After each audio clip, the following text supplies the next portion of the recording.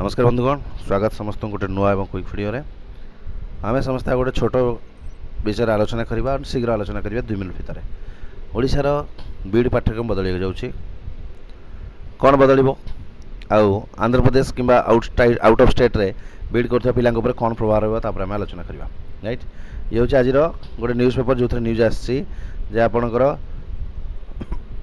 बदल बीएड आउ एमएड पाठ्यक्रम ताले बोथ ओडिशार बीईडी आउ एमएडी पाठ्यक्रम बदल।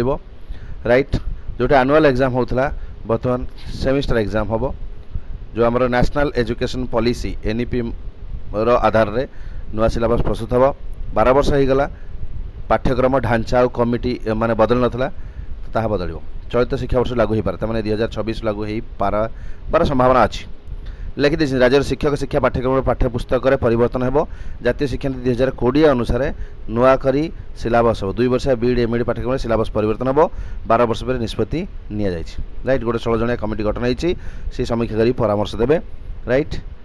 लिखिछंती शिक्षा वर्ष 2026-27 लागू कर सब बड़ा कथा बीईडी माने वार्षिक परीक्षा देउतले बर्तमान परिवर्तन होइकि सेमिस्टर एग्जाम दिया जिवो। ओके, वर्तमान सिचुएशन वर्तमान नीड वर्तमान अनुसार आपणकर व्यापक चेंजेस आसवाक जाउछि। राइट, ताहले आमे एटा वर्तमान सियोर हो गले तो ओडिसा 1 ईयर बीडी रहिबनी तो समस्त को 4टा सेमिस्टर आपन को दबाक पड़िबो। ओडिसा रे जो माने दउछन्ते ऑलरेडी अदर स्टेट रे लागू हो सारिछि पर ओडिसा रे लागू हेई नथिला। तले वर्तमान आमे आलोचना करिबा ओडिसा रे जते बेले नुवा सिलेबस आसीबो ओडिशा बाहर जो माने पढ़ुछंती तांका पर कौन प्रभाव पड़ो। 85% Andhra Pradesh and 15% other okay other state रे पढ़ुछंती अदर यूनिवर्सिटी रे पढ़ुछंती कौन प्रभाव पड़ो देखो मु कहि रखुची एटा गोटे मोर एनालिसिस हुए तो केते परिमाण रे किए सहमत हे कहि परिबे नाही जते बेले कोनसी गोटे रिक्रुटमेंट होउची ओके गोटे रिक्रुटमेंट होउची सी आपणकर रेगुलर हाई स्कूल टीचर हो एलटीआर हो किंबा आपणकर ओएवीएस हो ये सब हो सो प्रायतः देखिबा जेतिकी पिला अप्लाई करंती 3% पिला ता पाखपाखी सिलेक्शन होंती तो सला रेशियो रुहे 1:2 तमाने ओडिसा रे बीडी करथा गोटे पिला सिलेक्ट होला को दुईटा आउट ऑफ ओडिसा पिला सिलेक्ट हो जाती रेशियो आ तार गोटे माइनस गोटे कारण भी थिला तार गोटे तार अनेक कारण थिला ओवर कॉन्फिडेंस हो किंबा ओल्ड सिलेबस हो ये सब कारण थिला। राइट, सेमिस्टर पैटर्न अनुसार गला सेमिस्टर पैटर्न टा बहुत नुआ पैटर्न जोटा कि मु कहबी ना लास्ट 5-6-7 वर्ष तले आउट ऑफ स्टेट रे सब यूनिवर्सिटी लागू करे प्राय 2018-19 लागू हो जाइछि। आउट ऑफ स्टेट रे 2018-19 रु प्रायतः नुआ सिलेबस लागू किंतु एठी 12 वर्ष हो गलानी। राइट, 12 वर्ष माने हिसाब करंतु केते वर्ष केते दिन तळे हेइतिला। ओके, पाखापाखी 2012 एई टाइम रे नुआ सिलेबस आस्ता तापर लागू ही नाही तो सही कारण रु 1:2 रेशियो रहउची। राइट, काहे कि पुराना सिलेबस पुराना ढांचा आ ओवर कॉन्फिडेंस नाही आमे तांकोटो बाहर पिलांकोटो अधिक भलो करि पारिबु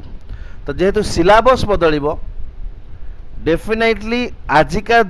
दिन में जो प्रकार ट्रेंड चलुची से अनुसार सिलेबस स्टार्ट हम से अनुसार से रेगुलर 2 वर्ष पाठ पढ़े ये 1:2 कटि जाएंगी 1:1 कि 1.5:2 हाफ हो जावार संभावना तमाने एठी वर्तमान आगु मन लगुच किछि परिमाण रे ओडिशा भितर बीडी करथा पिला बेकारी भी रहउथिले तांको बाहर पिला भी बीट करी चली जाउथिले किछि परिमाण रे। राइट, वर्तमान एमिति हो जीवो सिलेबस चला 100% ओडिशा पिला माने प्रथमे जॉब पाइबे बाकी पिला माने चांस कमी जीवो तने ओडिशा रे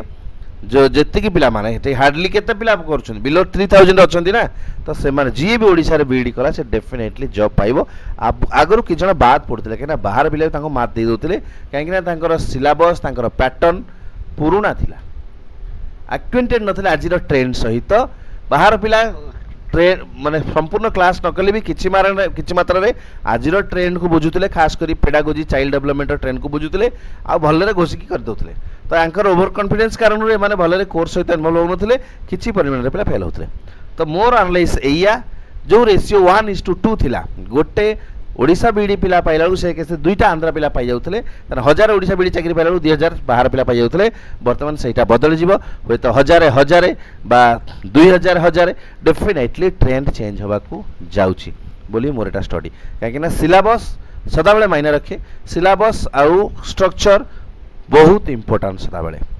राइट तो मु जानिनी केते जण मोर सहित एकमत हेबे सहमत हेबे बट डेफिनेटली ए जिंस घटिबार संभावना आगो को अछि थैंक यू सो मच।